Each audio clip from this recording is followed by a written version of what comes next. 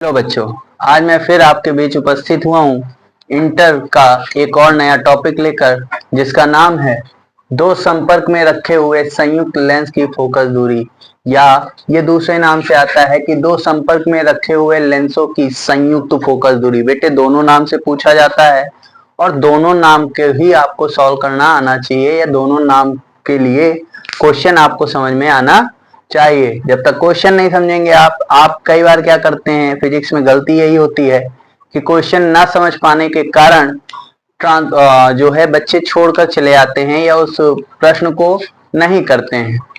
ठीक, चलिए इस पर बात करते हैं, दो संपर्क में रखे हुए संयुक्त लेंस की फोकस दूरी पर। तो देखिए, आप फिगर पहले बनाएंगे, दो लेंस ले लेंगे आप L1 और L2, संयुक्त रूप से रखे हैं, मतलब दोनों का जो सिरा होगा वो कहीं ना कहीं टच होगा, यानी जुड़ा हुआ होगा। इसके सम्मुख एक वस्तु रखेंगे जिससे अब लेंस दो हैं, प्रतिबिंब कितने बनेंगे? दो बनेंगे, एक बनेगा I डैश और दूसरा बनेगा I। ठीक, अब इसी को हम डिफाइन करते हैं फिगर में। जो फिगर है उसको कैसे डिफाइन किया गया है कि चित्रानुसार दो पतले लेंस दिख रहा है, चित्र में दो पतले लेंस है, क्या है? एक L1 है और दूसरा L2 है, जिनके सम्मुख एक वस्तु O है। इनके सामने देखिए वस्तु रखी है, ये वस्तु का नामकरण है O। क्या नाम रखा है मैंने? O है। वस्तु O का प्रथम प्रतिबिंब जो बन रहा है वो I डैश, यानी यहां से जो पहला इंपैक्ट बन रहा है वो I डैश का बनेगा। ठीक, जो कि L2 के लिए, ये भाई जो L1 के लिए प्रतिबिंब बन रहा है वो L2 के लिए किसका कार्य करेगा? वस्तु का कार्य करता है। ठीक बेटे, यानी यही L2 के लिए वस्तु है, ठीक, जिसका प्रतिबिंब I बनता है। यानी पहला वस्तु O है, O से जो प्रतिबिंब बन रहा है I डैश, वो दूसरे लेंस के लिए वस्तु है और उसका प्रतिबिंब I है, यानी हमारा जो फाइनल इमेज मिल रही है, जो हमारा अंतिम प्रतिबिंब है वो I है। ठीक, इसी को हमें सिद्ध करना है। अब लेंस दो है तो फोकस दूरी कितनी होंगी? दो होंगी, दोनों की फोकस दूरियां अलग अलग होंगी। चलिए उसी पर चर्चा करते हैं। तो पहला लिखेंगे L1 के लिए, यानी पहले लेंस के लिए। क्या? L1 के लिए। तो L1 के लिए क्या हो जाएगा, ध्यान दीजिएगा, दर्पण का सूत्र आपको याद होगा कि 1 अपॉन क्या होता है? V। देखिए पहला जो वस्तु आपका बन रहा है O से I डैश के लिए जो दूरी बनेगी वो बनेगी V डैश। क्या बनेगी? V dash. ठीक है, क्या बनेगी? V dash. तो ये हो गया V डैश माइनस वस्तु की दूरी क्या होती है? U होती है, यानी 1 अपॉन U। ये किसके बराबर होता है? 1 अपॉन F के, और पहले के लिए है तो 1 अपॉन F1। इसको समीकरण 1 मान लीजिए। फिर इसी प्रकार क्या करेंगे किसके लिए? L2 के लिए। ठीक है बेटे, किसके लिए हो जाएगा? L2 के लिए। L2 के लिए यही फॉर्मूला क्या हो जाएगा? अब ध्यान दीजिएगा, पहले लेंस के लिए जो वस्तु थी आपकी वो थी O और ये, ठीक है, इमेज था I। लेकिन L2 के लिए मैंने क्या कहा? वस्तु का कार्य I डैश करेगा, यानी ये आपकी वस्तु है, ठीक, और इसका प्रतिबिंब हो गया I का मतलब जो I की दूरी है वो क्या है? I की दूरी 1 अपॉन इमेज जो बन रही है वो बन रही है V।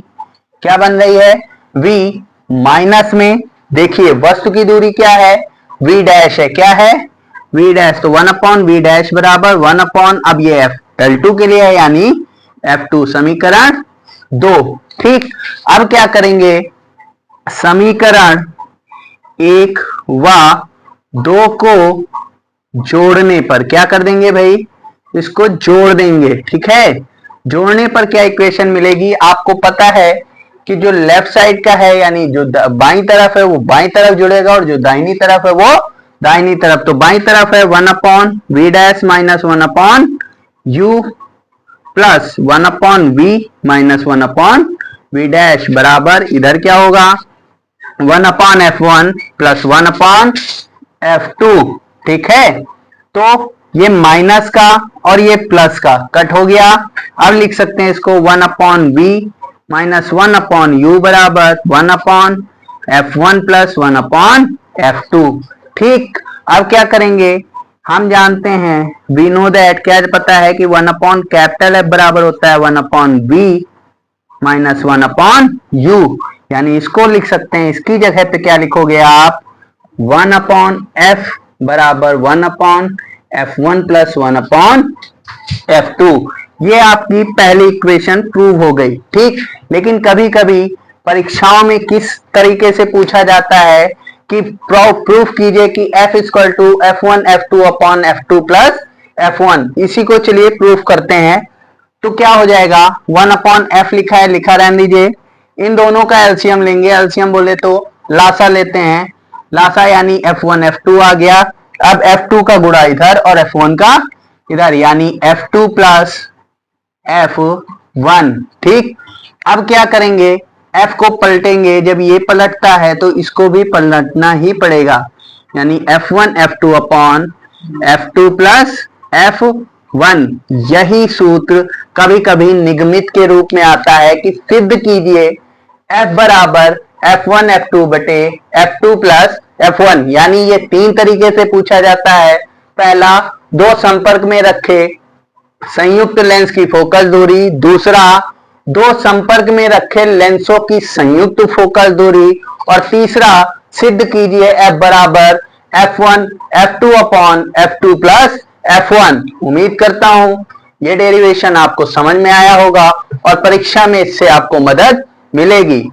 इस डेरिवेशन में किसी भी प्रकार के दिक्कत के लिए हमें कमेंट करें और मेरे चैनल को लाइक और सब्सक्राइब करें। जय हिंद।